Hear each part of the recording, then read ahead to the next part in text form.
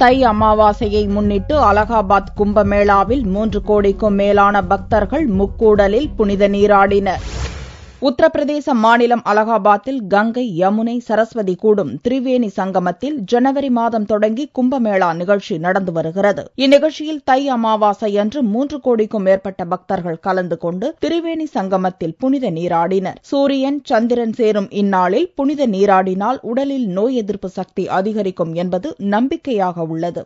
मौनी अमावस्या के दिन सूर्य और चंद्रमा का मिलन होता है। जब सूर्य चंद्रमा आपस में मिलते हैं तो एक प्राणदायिनी शक्ति, एक प्राणदायिनी ऊर्जा संगम के जल पे विसर्जित होती है।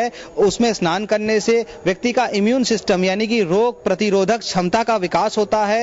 அப்சல் குரு தூக்கிலிடப்பட்டு பதற்றம் நிலவுவதால் கும்பமேளா நிகழ்ச்சியில் பலத்த போலீஸ் பாதுகாப்பு போடப்பட்டிருந்தது.